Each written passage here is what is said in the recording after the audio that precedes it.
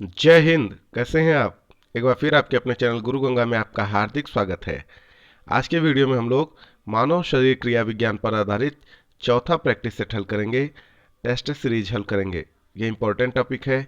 इससे संबंधित प्रश्न विभिन्न प्रतियोगी परीक्षाओं में पूछे जाते हैं।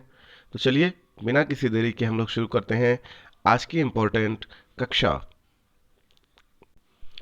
पहला प्रश्न कहता है, मनुष्य के शरीर में मुख्य नाइट्रोजनीय अपशिष्ट कौन सा होता है? मनुष्य के शरीर में मुख्य नाइट्रोजनीय अपशिष्ट कौन सा होता है, यह आपको बताना है। ए कहता है यूरिया, बी कहता है अमोनियम नाइट्रेट, सी कहता है यूरिक अम्ल और डी कहता है अमोनिया। तो आपको इसका सही उत्तर बताना है। बताएं। जी हाँ, यूरिया होता है। मुख्य नाइट्रोजनीय अपशिष्ट यूरिया होता है मनुष्य के शरीर में। मानव शरीर में यूरिया का निर्माण कहाँ होता है? मानव शरीर में यूरिया का निर्माण कहाँ होता है? ए कहता है तिल्ली में, बी कहता है वृक्क में यानी किडनी में, सी कहता है यकृत में यानी लीवर में और डी कहता है हृदय में। आपको बताना है कि मानव शरीर में यूरिया का निर्माण कहाँ होता है। यकृत में, बिल्कुल ठीक उत्तर है आपका।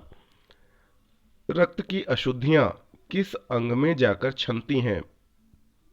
रक्त की अशुद्धियां किस अंग में जाकर छनती हैं, यह बताना है। ए कहता है हृदय, बी कहता है वृक्कों में, सी कहता है यकृत में और डी कहता है फेफड़ों में।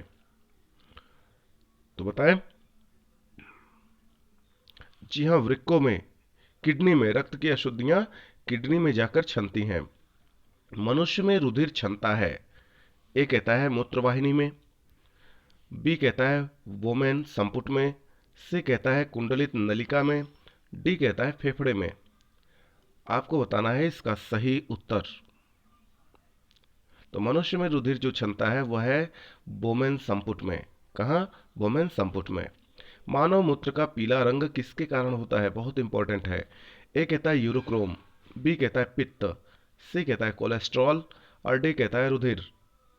आपको बताना है कि मानव मूत्र का पीला रंग किसके कारण होता है। यूरोक्रोम के कारण। किसके कारण? यूरोक्रोम के कारण होता है। नेफ्रॉन किससे संबंधित है? ए कहता है आमाशय, बी कहता है हृदय, सी कहता है वृक्क और डी कहता है यकृत। आपको बताना है नेफ्रॉन किससे संबंधित है। जी हाँ, वृक्क से संबंधित है, किडनी से संबंधित है। किससे? किडनी से। कृत्रिम गुर्दा निम्नलिखित में से किस सिद्धांत पर कार्य करता है? ए विसरण, बी परासरण, सी डायलिसिस यानी अपोहन और डी कहता है सक्रिय परिवहन। आपको बताना है कृत्रिम गुर्दा किस सिद्धांत पर कार्य करता है। जी हाँ, डायलिसिस के सिद्धांत पे या पोहन के सिद्धांत पे कृत्रिम गुर्दा काम करता है। आगे देखें। मानव शरीर में यूरिया की अधिकतम मात्रा किस में पाई जाती है? मानव शरीर में यूरिया की अधिकतम मात्रा किस में पाई जाती है? ए रक्त में, बी पसीने में, सी मूत्र में और डी हृदय में। इसका सही उत्तर क्या है? जी हाँ, मूत्र में। अपोहन यानी डायलिसिस का प्रयोग किसकी क्रिया को पूरा करने के लिए होता है? ए यकृत की, बी हृदय की, सी कहता है फेफड़े की क्रिया और डी कहता है वृक्क की क्रिया को पूरा करने के लिए अपोहन का प्रयोग किया जाता है। तो सही उत्तर इसका क्या है? जी हाँ, किडनी। जब किडनी डैमेज होने लगती है तो डायलिसिस की आवश्यकता होती है ना। तो अपोहन यानी डायलिसिस का प्रयोग वृक्क की क्रिया को पूरा करने के लिए किया जाता है। स्वेदन निम्न में से किसके लिए महत्वपूर्ण है? ए त्वचा के रंध्र को खोलने के लिए, बी सामान्य स्वास्थ्य सुधार के लिए, सी शरीर का गंध निकालने के लिए और डी कहता है शरीर के तापमान के विनियंत्रित करने के लिए। तो स्वेदन किसके लिए महत्वपूर्ण है यह बताना है। बताएं। जी हाँ, शरीर के तापमान को विनियंत्रित करने के लिए स्वेदन बहुत महत्वपूर्ण है। ठीक है, आगे देखें। मानव वृक्क अश्मरी में पाया जाने वाला प्रमुख रासायनिक यौगिक क्या है? ए यूरिक अम्ल, B calcium sulphate, C calcium oxalate, D calcium carbonate. आपको बताना है कि मानव वृक्क अश्मरी में पाया जाने वाला प्रमुख रासायनिक यौगिक क्या है। जी बताएं। कैल्शियम ऑक्सलेट बिल्कुल ठीक उत्तर है आपका। आगे देखें। हाइनले का लूप का कार्य संबंधित है। ए उत्सर्जन तंत्र से, बी तंत्रिका तंत्र से, सी मूत्र जनन तंत्र से और डी प्रजनन तंत्र से। हाइनले का लूप का कार्य किससे संबंधित है? उत्सर्जन तंत्र से, बिल्कुल ठीक है। निषेचन की क्रिया कहाँ होती है? ए अंडग्रंथि में, बी अंडवाहिनी में, सी गर्भाशय में और डी योनि मार्ग में। आपको बताना है निषेचन की क्रिया कहाँ होती है। जी हाँ, इसका सही उत्तर है अंडवाहिनी में। गर्भाशय में विकसित हो रहे भ्रूण को किस संरचना द्वारा पोषण मिलता है? ए गर्भाशय द्वारा, बी फैलोपियन ट्यूब द्वारा, सी प्लेसेंटा द्वारा, डी इनमें से कोई नहीं। आप बताएं इसका सही उत्तर। जी हाँ, प्लेसेंटा द्वारा, बिल्कुल ठीक है। आगे देखें। गर्भाशय में मानव भ्रूण किस द्रव में तैरता रहता है? ए प्लेसेंटल द्रव, बी आग्नेयाटिक द्रव, सी कुरियानिक द्रव और डी इनमें से कोई नहीं। आपको बताना है कि गर्भाशय में मानव भ्रूण किस द्रव में तैरता रहता है। जी हाँ, आग्नेयाटिक द्रव में तैरता रहता है। दो युग्मकों के संयोजन को क्या कहते हैं? ए निषेचन, बी परागम, सी पुनर्जनन, डी परिवर्धन। दो युग्मकों के संयोजन को क्या कहते हैं? हाँ, निषेचन। क्या कहते हैं? निषेचन।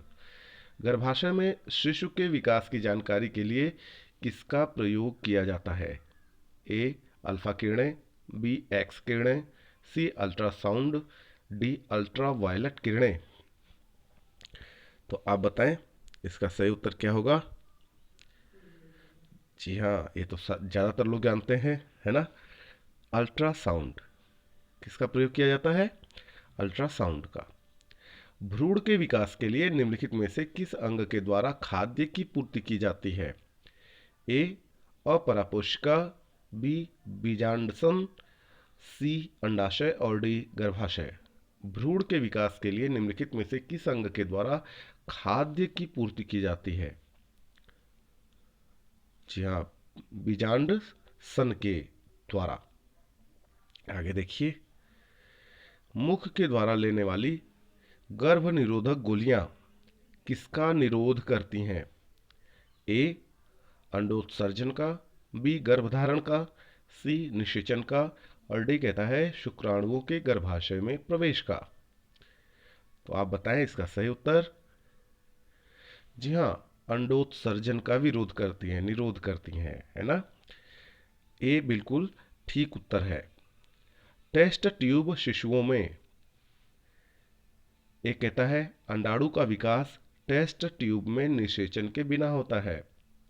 बी कहता है अंडाणु का निषेचन टेस्ट ट्यूब में और विकास गर्भाशय में होता है। सी कहता है अंडाणु का निषेचन गर्भाशय में और विकास टेस्ट ट्यूब में होता है। और डी कहता है अंडाणु का निषेचन और विकास टेस्ट ट्यूब में होता है।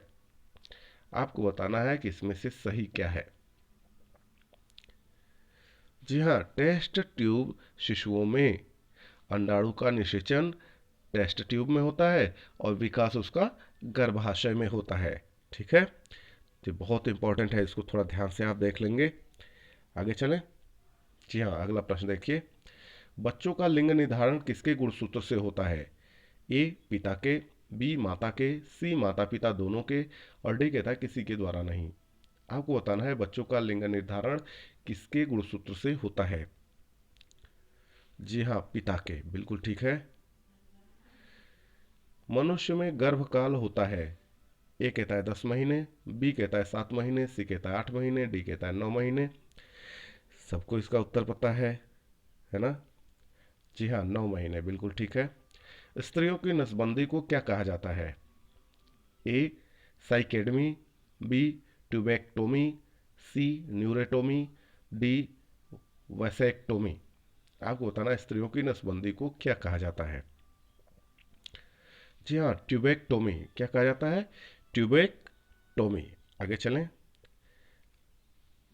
पुरुषों की नसबंदी को क्या कहा जाता है? ए वैसेक्टोमी, बी साइकेडमी, सी न्यूरेटोमी, डी ट्यूबेक्टोमी।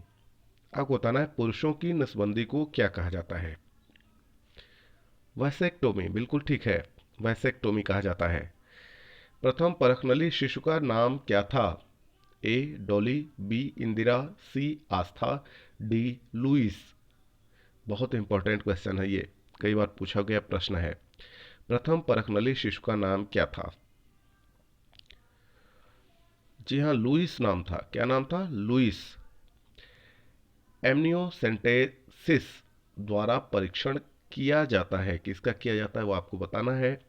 ए कहता है गर्भ में शिशु की पहचान, बी कहता है मस्तिष्क का परीक्षण, सी कहता है अमीनो अम्लों का परीक्षण, और डी कहता है इनमें से कोई नहीं। आपको बताना है एमनियोसेंटेसिस द्वारा किसका परीक्षण किया जाता है।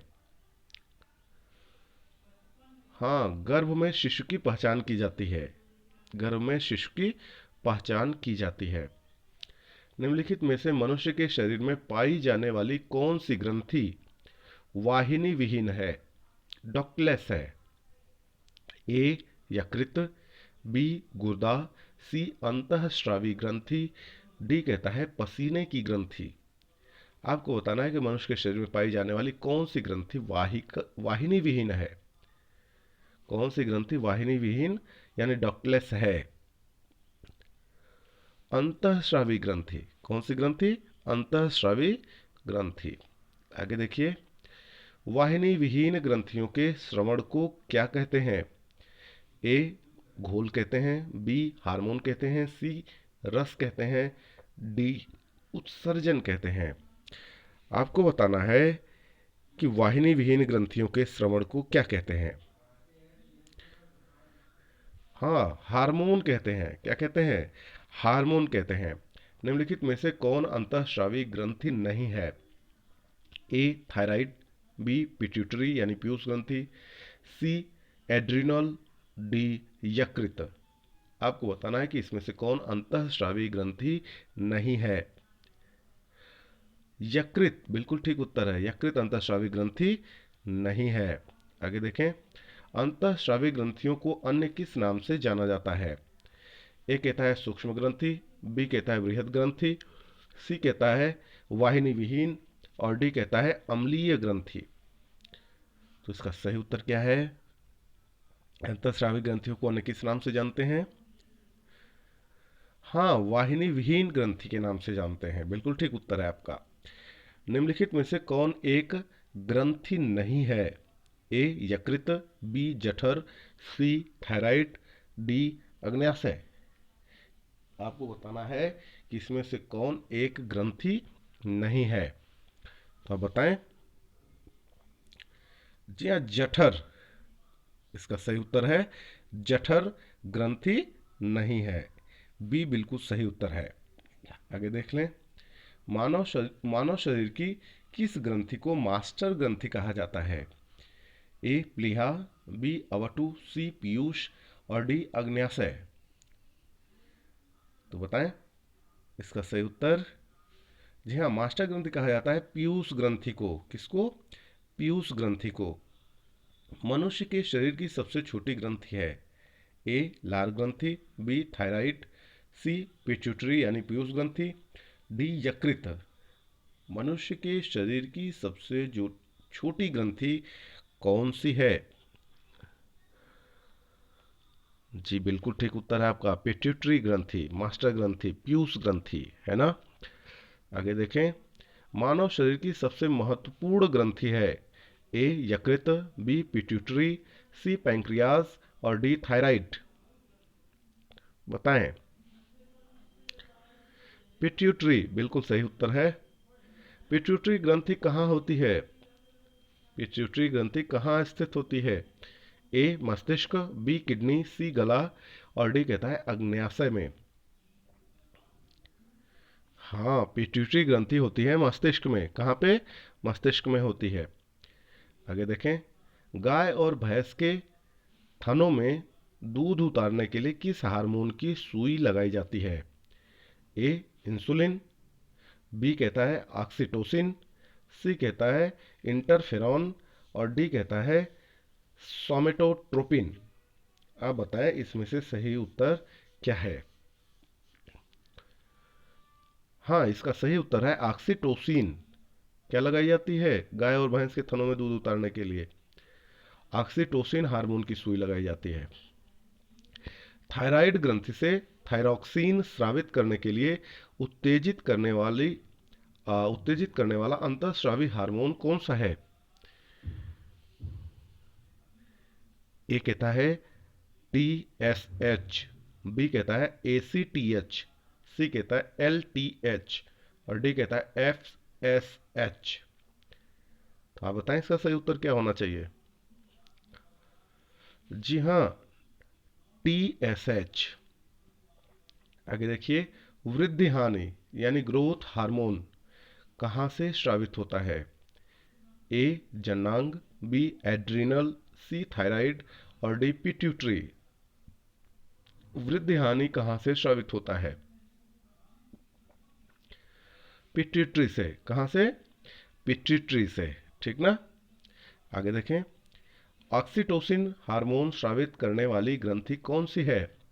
ए पीयूष, बी अंडाशय, सी एड्रिनल, डी पीनियल। तो आपको बताना है ऑक्सीटोसिन हार्मोन स्रावित करने वाली ग्रंथि का नाम। जी हाँ, पीयूष ग्रंथि। कौन सी? पीयूष ग्रंथि। आगे देखिए,